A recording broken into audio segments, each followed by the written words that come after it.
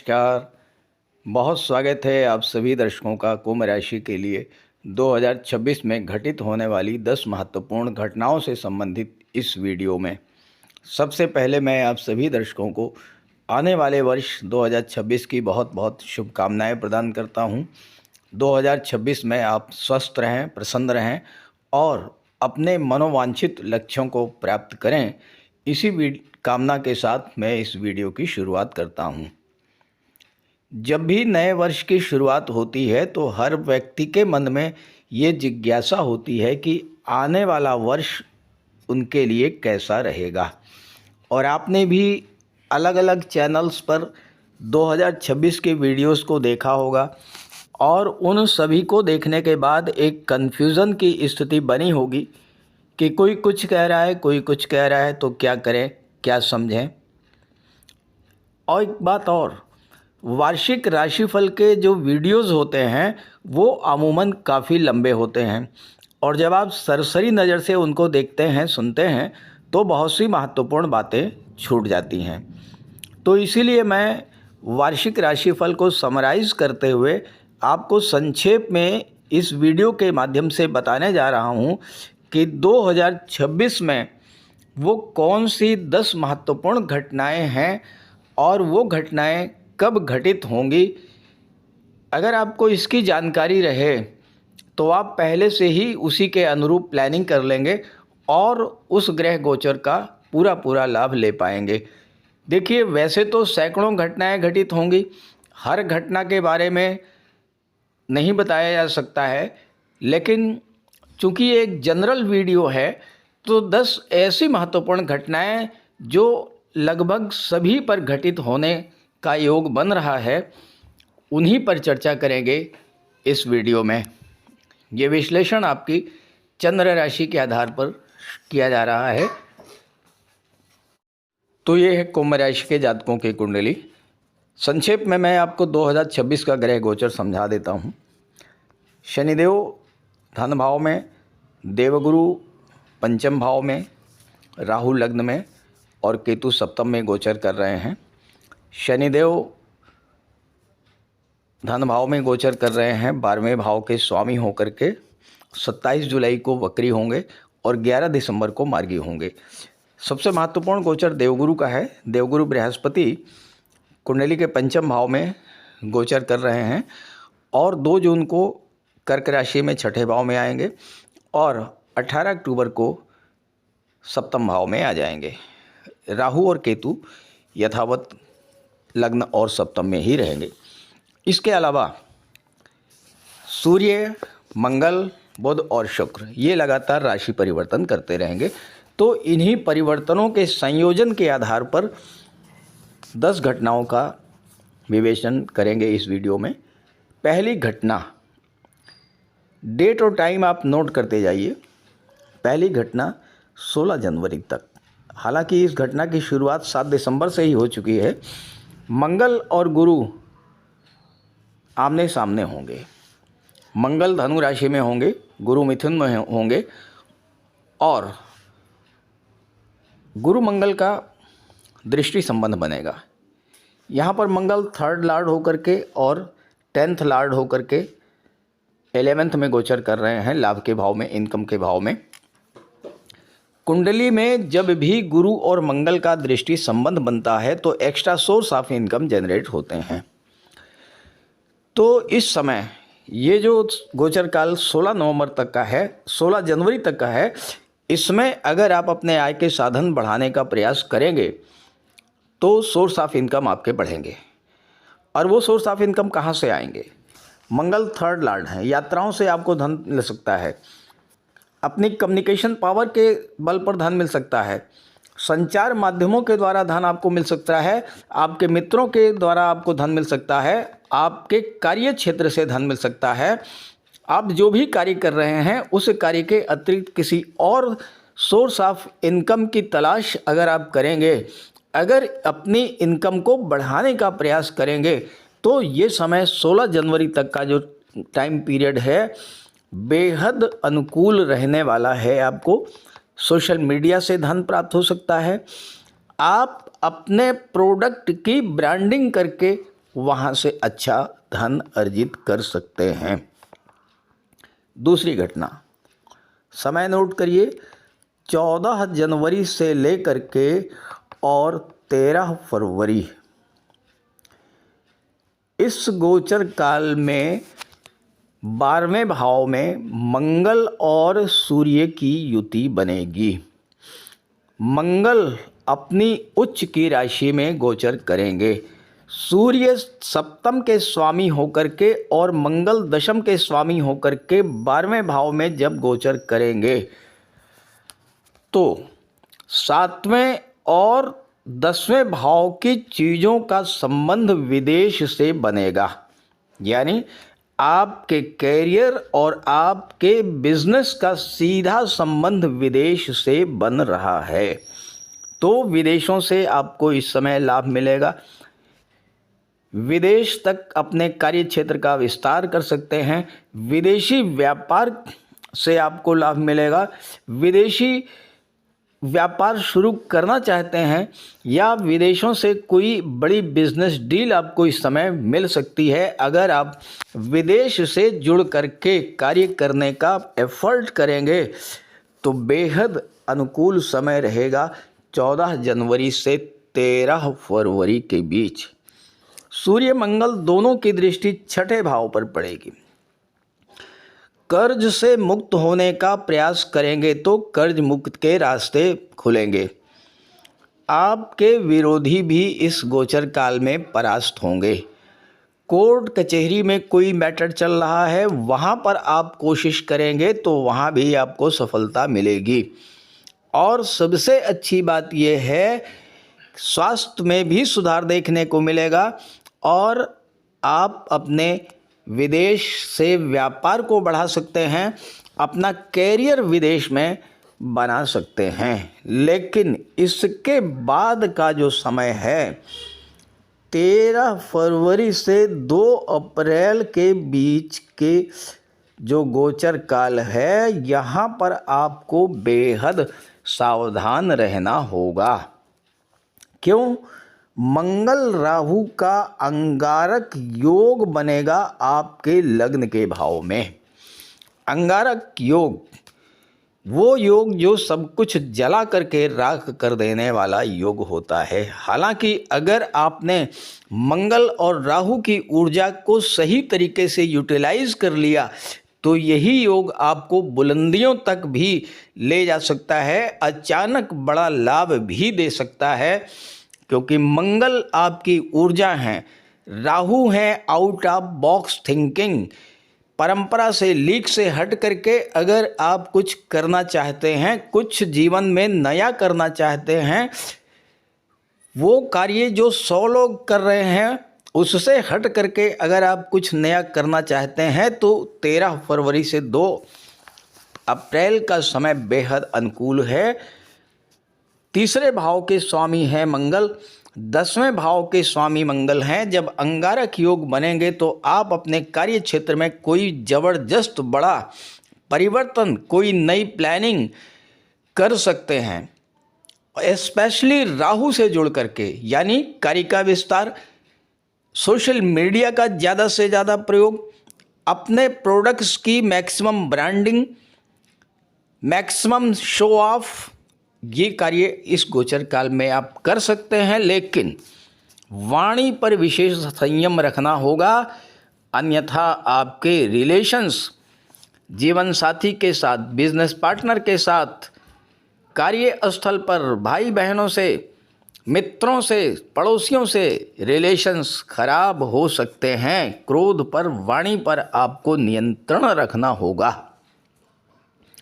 एक और बहुत महत्वपूर्ण योग बन रहा है, बहुत सावधान रहने वाला योग बन रहा है और वो बनेगा 3 जनवरी से 6 फरवरी के बीच। 3 जनवरी से 6 फरवरी के बीच कुंडली के 12वें भाव में शुक्र, सूर्य और मंगल का त्रिग्रही योग बनेगा। वैसे तो शुक्र मंगल या सूर्य शुक्र का जो योग है अगर छठे, आठवें या 12वें में नहीं बनता है, किसी अन्य भाव में, केंद्र या त्रिकोण के भाव में बनता है, तो ये अच्छा फल देता है। लेकिन यहाँ पर मेल और फीमेल के बीच आकर्षण को बढ़ाने वाला होगा। ध्यान दीजिएगा, रिलेशंस को लेकर के बहुत सतर्क रहिएगा, क्योंकि सूर्य सप्तम के स्वामी हैं। किसी रिलेशन के वजह से सप्तम भाव यानी आपका दाम्पत्य जीवन प्रभावित ना हो, इसका विशेष ध्यान रखिएगा। मंगल 10th लॉर्ड हैं। कार्य स्थल पर अपने सहकर्मियों के साथ भी रिलेशंस बहुत बना करके रखिएगा। एस्पेशली जो वहाँ पर महिला कर्मचारी हैं, उनके साथ बहुत सौम्यता से, बहुत शिष्टता से व्यवहार कीजिएगा। चूँकि मंगल 3rd लॉर्ड भी हैं, तो यहाँ पर अति उत्साह और अति पराक्रम से भी आपको बचना होगा। और शुक्र जो है वो 4th लॉर्ड हैं और 9th लॉर्ड भी हैं। अब केवल रिलेशंस की ही बात नहीं है, 12वें भाव में 3 प्लेनेट हैं। अनावश्यक खर्च भी आपके बढ़ सकते हैं। बिला वजह के खर्चे कहाँ पर खर्च होंगे? चौथे भाव की चीज़ों पर, शो ऑफ पर, दूसरों की नकल करने पर। किसी ने बड़ी गाड़ी लिया है, आप भी बड़ी गाड़ी लेना चाहेंगे। किसी ने मकान को डेकोरेट किया है, रिनोवेट किया है, आपके मन में भी इच्छा होगी कि हम भी अपने मकान को वैसा ही बनाएं, रेनोवेट करें। इस तरह की कुछ ऐसी इच्छाएं जागृत होंगी जिसके कारण आपका बिला वजह का पैसा खर्च होगा, समय खर्च होगा। इससे आपको बचना है। अगला जो कालखंड है वो छात्रों के लिए बेहद महत्वपूर्ण है। 16 जुलाई से लेकर के और 17 अगस्त। वैसे तो आप वर्ष भर परिश्रम करते हैं, लेकिन जब ग्रहों का अच्छा योग बनता है तो उस समय सफलता का भी योग बनता है। 16 जुलाई से लेकर के 17 अगस्त तक सूर्यदेव होंगे कर्क राशि में। सूर्य का छठे भाव में गोचर करना सरकारी नौकरी की दृष्टि से बेहद अनुकूल रहता है। और चूंकि सूर्य सप्तम भाव के स्वामी हैं, आपके जीवन साथी को भी इस गोचर काल में कहीं ना कहीं जॉब मिल सकती है, अगर आप इसके लिए प्रयास करेंगे। या आपका विवाह किसी ऐसे जीवन साथी से हो सकता है जो घर का अर्निंग मेंबर बन करके आएगा। अगली घटना 18 सितंबर से 12 नवंबर।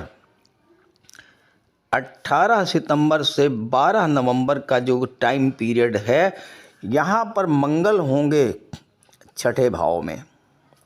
और छठे भाव का मंगल जबरदस्त लाभ देता है। मंगल को शत्रुहंता कहा गया है। इस गोचर काल में आप अपने विरोधियों को पराजित कर पाएंगे। कोर्ट कचहरी के मैटर्स में आपको राहत मिलेगी। किसी पुराने कर्ज से मुक्ति का मार्ग बनेगा। और चूंकि मंगल 10th लॉर्ड हैं, तो जो लोग मेडिकल के क्षेत्र में, जो लोग डिफेंस के क्षेत्र में, जो लोग इंजीनियरिंग के क्षेत्र में जॉब की तलाश में हैं, उन्हें किसी मल्टीनेशनल कंपनी या किसी विदेशी कंपनी में जॉब मिलने का भी बहुत अच्छा योग बनता है। 7वीं घटना 16 नवंबर से लेकर के 16 दिसंबर तक सूर्यदेव वृश्चिक राशि में रहेंगे 10th हाउस में। और 12 नवंबर को मंगल जो हैं सिंह राशि में आ जाएंगे। मंगल सूर्य का परिवर्तन योग बनेगा। सूर्य मंगल की राशि में, मंगल सूर्य की राशि में, तो 10th हाउस भी मजबूत होगा, 7th हाउस भी मजबूत होगा। सूर्य 10th में दिग्बली होते हैं, मंगल की राशि में है, मंगल 7th में है, बिजनेस के भाव में है, और 7th को भी दशम का दशम होने के नाते कैरियर का भाव माना जाता है। मंगल अपने मित्र सूर्य की राशि में होंगे।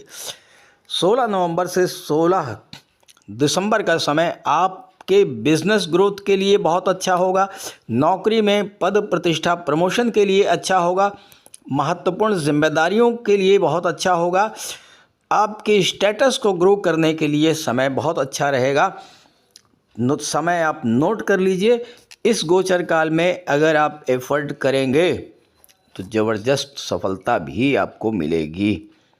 और इसके अलावा अगली घटना 16 दिसंबर सूर्यदेव होंगे धनु राशि में, और 16 दिसंबर को देवगुरु बृहस्पति होंगे सिंह राशि में।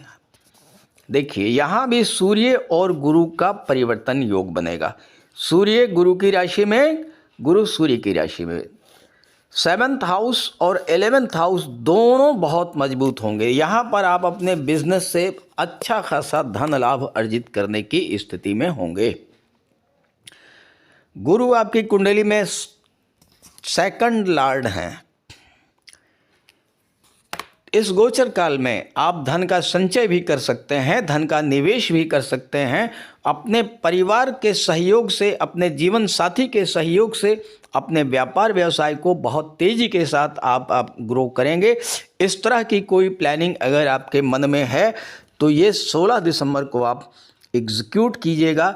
बेहद सफल रहेगा समय, क्योंकि गुरु और सूर्य का परिवर्तन योग बनेगा। अगली घटना नोट कीजिए। 2 सितंबर से लेकर के 22 नवंबर, इस घटना में क्या होगा? देखिए ये बहुत महत्वपूर्ण गोचर शुक्र का है। 2 सितंबर को शुक्र आएंगे तुला राशि में।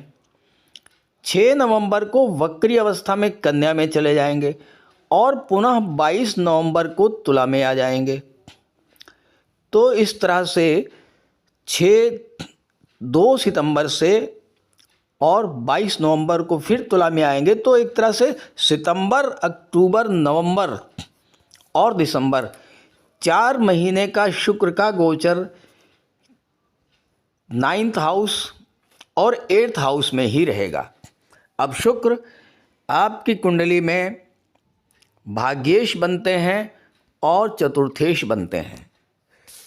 यहाँ पर शुक्र का गोचर धन की दृष्टि से बेहद अनुकूल रहेगा, आर्थिक दृष्टि से बेहद अनुकूल रहेगा, क्योंकि शुक्र की दृष्टि 3rd हाउस पर पड़ेगी, और इसके बाद जब वक्री अवस्था में अष्टम में आएंगे तो शुक्र की दृष्टि धन के भाव पर पड़ेगी।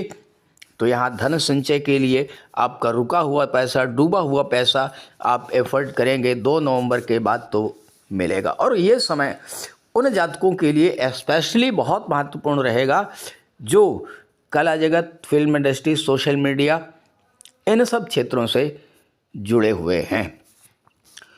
एक अंतिम घटना, ये बहुत महत्वपूर्ण घटनाएं मैं आपको बता रहा हूं, और इन घटनाओं को नोट कर लीजिए।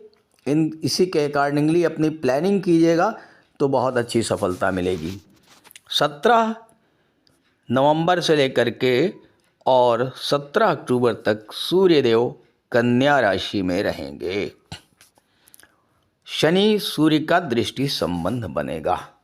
शनि वक्री होंगे, सूर्य अष्टम में होंगे। पहली चीज़, स्वास्थ्य का विशेष ध्यान रखना है, खास करके सीनियर सिटीजन या वो लोग जो हार्ट पेशेंट हैं, ब्लड प्रेशर के शिकार हैं या आर्थराइटिस की प्रॉब्लम है, उन्हें बहुत सावधान रहना है। दूसरी बात, इस गोचर काल में एफर्ट करेंगे तो आपका डूबा हुआ पैसा आपको मिल सकता है। तीसरी बात, प्रॉपर्टी से रिलेटेड क्षेत्रों में जो लोग कार्य कर रहे हैं उनको भी इस समय धन का लाभ मिलेगा। और चौथी चीज़, जो लोग पॉलिटिक्स से जुड़े हुए हैं उनके लिए भी ये गोचर सूर्य और शनि का दृष्टि संबंध बेहद अनुकूल रहने वाला है। तो इस तरह की घटनाएं घटित होने जा रही हैं। अब आप अपनी कुंडली को देखिए और उसमें इन घटनाओं को मैच कीजिएगा। अगर आप अपनी कुंडली को नहीं समझ पा रहे हैं और उसका विश्लेषण कराना चाहते हैं तो इसी वीडियो के डिस्क्रिप्शन बॉक्स में मैंने अपना व्हाट्सएप नंबर दे दिया है। अपनी समस्या आप वहां पर भेज सकते हैं और मैं आपकी समस्या का समाधान करने का पूरा प्रयास करूंगा। नमस्कार।